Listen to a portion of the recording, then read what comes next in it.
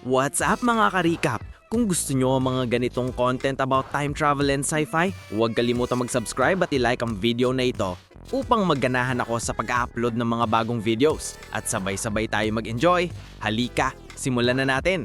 Sa isang makabagong sci-fi na kwento na sumusuri sa komplikadong mundo ng paglalakbay sa oras, hindi sinasadyang napunit ng mga siyentipiko ang tela ng realidad. Hindi alam na ang ating universo ay isa lamang sa napakaraming iba pa. Bawat isa ay may sariling anyo ng pag-iral. Habang hinaharap nila ang mga konsekwensya ng pagbabago ng mga pangyayari sa nakaraan, isang tanong ang bumabalot sa kanila. Maaari ba silang makatakas sa kaguluhang sila mismo ang lumikha? Nagsisimula ang kwento kina Sophie at Malcolm, isang mapagmahal na mag-asawa na masaya at kontento kasama ang kanilang batang anak na si Raleigh. Gayunpaman, gumuho ang kanilang kaligayahan ng isang umagay magising si Sophie sa isang malupit na katotohanan. Halos 8 buwan nang wala si Malcolm, biktima ng isang trahedang aksidente. Si Malcolm, isang napakatalinong siyentipiko, ay namatay habang tumatawid sa kalsada kasama ang kanyang kasamahan na si Jabir, isang eksentrikong mananaliksik. Sa araw na yun, isang lasing na driver na si Darby ang nawalan ng kontrol sa kanyang sasakyan at nabangga si Malcolm. Iniwan si Sophie na mag-isa para palakihin ang kanilang anak. Si Raleigh,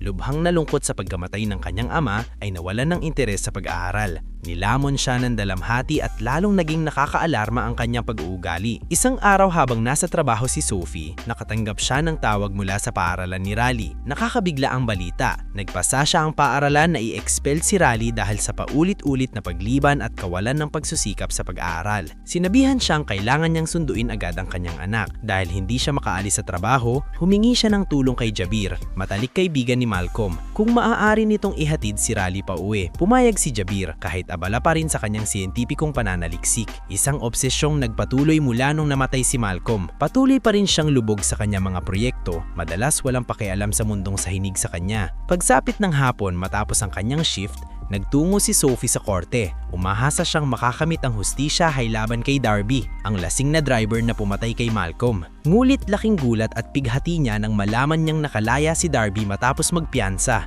Wasak ang kalooban, hinarap niya ang kanyang abogado. Pinatay niya ang asawa ko habang lasing, tapos malaya na siya? Sinira niya ang buhay ko. Ngunit wala nang magagawa pa ang abogado. Iniwan si Sophie na talunan at sugatan ng damdamin. Upang makabigay ng kahit kaunting saya kay Raleigh, nagplano siya ng isang birthday party at inimbitahan ng mga kaibigan nito. Umaasang muling mabubuhaya ang loob ang bata. Ngunit tumanggi si Raleigh. Ayaw niyang makakita ng kahit sino o magdiwang. Unti-unti na ang gumuho ang mundo ni Sophie. Wala na ang kanyang minamahal na asawa, lumalala ang kanilang kalagayang pinansyal at pati ang kanyang anak ay hirap na hirap. Ibinaagi ni Sophie ang kanyang mga pagsubok kay Jabir. Inilabas ang bigat ng kanyang pagdadalamhati at paghihirap mula nung namatay si Malcolm. Nakinig si Jabir at saka nagkwento tungkol sa kanyang nakaraan. Inala siya ang kanyang kabataan sa gitnang silangan, isang panahon puno ng kaguluhan, isang diktadura ang kumontrol sa kanilang bansa. Tinarget ang sino mang tumutulat sa rehim. Isang araw habang nasa paaralan siya, pinatay ang buong pamilya niya.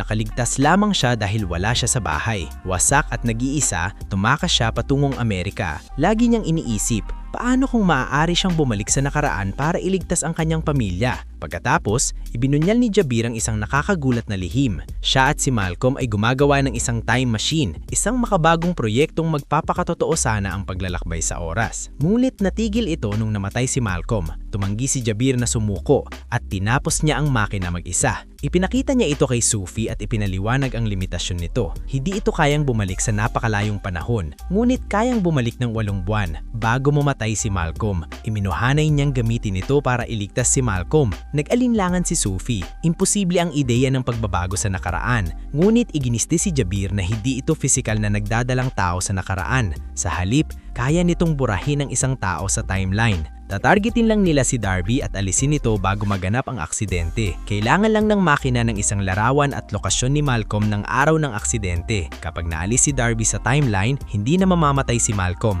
Hindi handa si Sophie. Paano siya kukuha ng buhay ng ibang tao para iligtas ang kanyang asawa? Lumabas siya para mag-isip. Ngunit sa daan pa uwi, nakita niyang lasing si Darby at nakikipag-away sa kanyang pamilya. Napagtanto niyang hindi nagbago ang lalaki. Kinabukasan, bumalik siya kay Jabir at pumayag na. Kumuha sila ng lumang larawan ni Darby sa social media at inilagay ito sa makina. Nang i-activate ni Jabir ang makina, bigla itong umusok. Nainis si Sophie at umalis. Nawawalan ng pag-asa. Ngulit nang namaglag ang kanyang phone, nakita niyang may tumatawag. Si Malcolm. Tumakbo siya papunta sa park kung saan madalas maglaro si Malcolm at Raleigh. Naandun siya, buhay. Matapos ang 8 buwan, masayang-masaya si Jabir sa tagumpay ng makina. Plano niyang i-upgrade ito para mailigtas din ang kanyang mga magulang. Ngunit may napansin silang kakaiba. Nagbago ang realidad.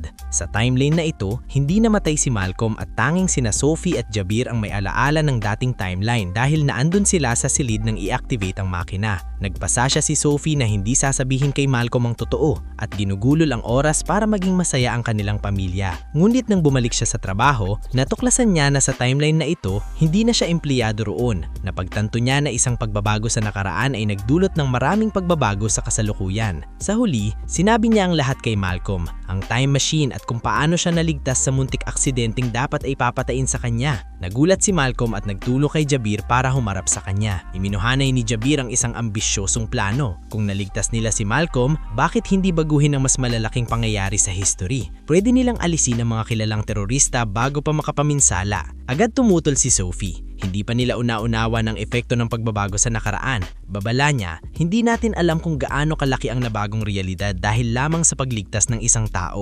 Iminuhanay niya na tuwing binabago nila ang nakaraan, maaaring lumilipat lamang ang kanilang kamalayan sa isang parallel universe kung saan iba ang naging takbo ng mga pangyayari. Napahinto si Jabir na bagabag sa teorya ni Sophie. Maaaring tama ka, pag-amin niya. Posibleng noong pinatay natin si Darby at nailigtas si Malcolm, hindi lang natin binago ang ating realidad. Maaaring pumasok tayo sa isang parallel universe kung saan ang pagkamatay ni Darby ay bahagi na talaga ng timeline at hindi kailanman nangyari ang aksidente ni Malcolm. Mas lalo pang nagpaliwanag si Sophie, tinuturo ang mas nakakatakot na posibilidad. Kahit iligtas natin ang mga tao sa nakaraan, paano natin masisiguro na hindi sila gagawa ng mas masahol na mga bagay sa hinaharap? Hindi mahuhulaan ang ugali ng tao at ang pakikialam sa oras ay maaaring magpakawala ng mga consequence na hindi natin makokontrol. Hinarap nilang tatlo ang isang nakakapangilabot na katanungan sa pag-iiral. Pinabago ba talaga nila ang mismong tela ng kanilang universo? O lumilipat lang ba sila sa iba't ibang parallel universes tuwing may binabago sila? Ang kawalan ng kasiguruhan ay nakakapanghina ng loob. Kung binabago nga nila ang kanilang realidad, anong mga hindi inaasahang epekto na ang nalikha nila? At kung lumilipat lamang sila sa bagong mga universo, iniiwan ba nila ang orihinal na timeline sa isang hindi tiyak na kapalaran? Pauwi, hindi mawaglit ni Sophie sa isip ang pamilya ni Darby. Nakaramdam siya ng matinding pagkabagabag at nagsimulang maghanap online tungkol sa kanila. Sa kabila ng pinsalang idinulot ni Darby, kinuha niya ang buhay nito para mailigtas si Malcolm at ngayon ay nilalamon na siya ng kuryosidad tungkol sa naging epekto ng kanyang ginawa. Natuklasan niya na may asawa si Darby na si Kira at isang batang anak na si Maggie. Pareho na silang nabubuhay sa napakahirap na sitwasyon matapos mamatay si Darby. Nadaig ng konsensya, napahagulgol si Sophie na pagtatanto na siya ang may pananagutan sa pagdurusa nila. Kinabukasan, napagpasyahan niyang puntahan ng dating tahanan ni Darby. Ayon sa kapitbahay, ibinenta ni Kira ang bahay dahil sa hirap sa pera at lumipat na. Buo ang loob na hanapin siya. Natuntun ni Sophie ang bagong tirahan ni Kira at nalaman na nagtatrabaho sa isang restaurant. Habang pinagmamasdan niya si Kira na tahimik na nagtatrabaho sa gitna ng paghihirap, lalo pang bumigat ang kanyang konsensya. Nainis niya ang tulungan kaya lumapit siya kay Kira at ipinakilalang dating kaibigan ni Darby. Mahinahon naman niyang inamin ang hirap ng buhay nila. Mula nung mamatay si Darby, naging halos imposibleng mabuhay. Nawala ang lahat at halos hindi na makaraos. Pinakamasakit sa lahat, may kanser ang anak niyang si Maggie at hindi niya kayang ipagamot. Mas lalo pang napikunit ang puso ni Sophie. Inanyayahan niya sina Kira at Maggie sa hapunan sa kanilang bahay. Determinado siyang makatulong. Nang dumating sina Kira at Maggie, naggulat si Jabir sa nakita. "Anong ginagawa mo?" Pabulong niyang tanong kay Sophie habang hinihila siya palayo. "Ginamit natin ang time machine para alisin si Darby sa timeline. Hindi ka maaaring makialam sa pamilya niya. Maaaring magdulot ng komplikasyon." Pero nanindigan si Sophie. Jabir, alam ko gaano kahirap magpalaki ng isang anak na mag-isa. Hindi ko sila pababayaan. Ako ang dahilan ng pagdurusa nila. Kung hindi ko sila tutulungan, dadalhin ko ito habang buhay. Napilitan si Jabir ng matras kahit nananatili ang kanyang pangamba. Samantala, nagdesisyon si Sophie na tulungan sina Kira at Maggie sa abot ng kanilang makakaya. Sa hapunan, ikinwento ni Kira ang kanyang mga paghihirap. Matapos mamatay si Darby, may lalaking nanloko sa kanya at kinuha ang lahat ng ari-arian. At si Maggie, patuloy na lumalala ang kanser. Samantala, agad na nagkahulihan ng loob sina Raleigh at Maggie na masayang naglaro. Pagkaalis nila, sinabi ni Jabir kay Sophie na kailangan ilang tulungan si Kira. Kinabukasan, nagtipon sila malapit sa time machine. Ibinahagi ni Malcolm ang kanyang natuklasan. May lalaking ng scam kay Kira matapos mamatay si Darby. Iminumhong si Jabir na bumalik sa nakaraan at pigilan ng lalaki o patayin pa ito para hindi mawala ng lahat si Kira. Pero mariim nitong tumanggi si Sophie. Hindi tayo pwedeng patuloy na pumatay para lang ayusin ang mga bagay. Bawat pagbabago sa nakaraan ay nagpapalabo ng realidad. Hindi natin alam ang magiging resulta. Iginiit ni Jabir na hindi maiiwasan ang mga pagbabago. Ibinilnag niyang in-upgrade niya ang machine upang makabalik ng hanggang 30 years para subukang iligtas ang kanyang pamilya. Kung babaguhin naman natin ang realidad, bakit hindi natin subukan ngayon para kay Kira? Pero tumanggi pa rin si Sophie at umalis.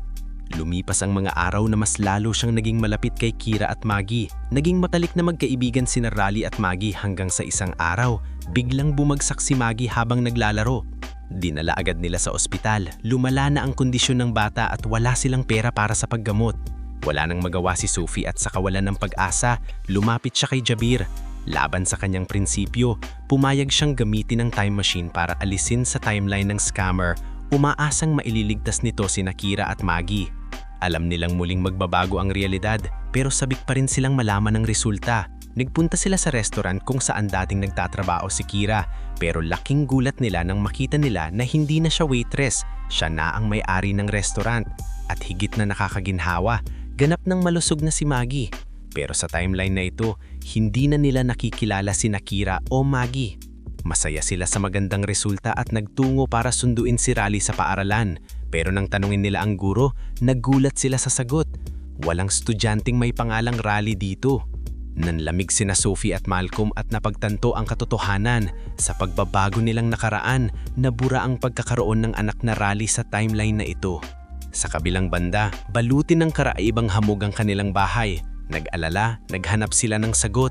Nakakita si Sophie ng poster para sa drama class na nagbigay ng panghihimutuyak. Nang pumunta sila doon, natuklasan nila na sa bagong realidad na ito, hindi babae ang anak nila, bagkus ay lalaki. At tinatawag pa rin silang mother ni Sophie. Natakot sila. Ito ang patunay ng teorya ni Sophie. Tuwing pumapatay sila sa nakaraan, hindi nila binabago ang timeline. Lumilipat sila sa parallel universe. Ibig sabihin, hindi nila nailigtas si Malcolm sa original na timeline. Patay pa rin sila doon. Ang time machine ay nagdala lamang sila sa universe na buhay si Malcolm at patay si Darby. At tuwing ginagamit nila ang machine, ang mga taong malapit dito ay hinihila sa bagong realidad, nawawala ang alaala ng dati. Samantala, naunawaan ni Jabir ang pinakamadilim na katotohanan. Sa bawat universe na pinapasukan nila, namamatay ang version niya doon dahil wala nang malay ang katawan, hindi makabubuhay. Kaya naman, libu-libong versions ng sarili ni Jabir ang nawala at ang lipunan sa iba't ibang realities ay nagiging magulo. Pruweba ng pinsalang idinulot nila. Naging malinaw na sa kanilang tatlo, kumilos silang parang mga Diyos. Binabago nila ang realidad ayon sa kanilang kagustuhan nang walang iniisip na epekto. Na-upgrade na ni Jabir ang time machine. Kaya niyang bumalik ng hanggang 30 years. Pero dahil sa sobrang guilt, sinabi ni Malcolm at Sophie na ayaw na nilang tandaan ng anumang nangyari. Iniwan nilang mag-isa si Jabir upang gawin ang huling misyon. Plano ni Jabir, bumalik sa nakaraan at iligtas ang kanyang mga magulang. Sa pagbabagong ito, hindi nalilipat si Jabir sa Amerika, hindi niya makikilala sina Malcolm at Sophie, at hindi mabubuo ang time machine. Sa universe na yun, hindi nila malalaman ang kanilang mga nakaraang kasalanan. Pero si Jabir, dadalhin niya ang lahat ng alaala, pasakit at epekto ng kanilang ginawa. Kahit mabigat, makakahanap siya ng kapayapaan sa piling ng kanyang pamilya. At doon nagtatapos ang kwento, malungkot pero makahulugan. Isinakripisyo ni Jabir ang sarili niyang pangarap upang matigil ang pinsalang dulot ng time machine. Sina Malcolm at Sophie naman ay nabuhay ng mapayapa, malaya sa bigat ng kanilang mga maling desisyon. Sana nag-enjoy kayo mga ka-recap. Anong masasabi niyo sa movie natin ngayon? Mag-iwan ng komento sa baba. At huwag kalimutang mag-subscribe sa ating channel para sa mga new updates at uploads. Kita-kits sa susunod na kwento. Salamat at mag-iingat tayong lahat!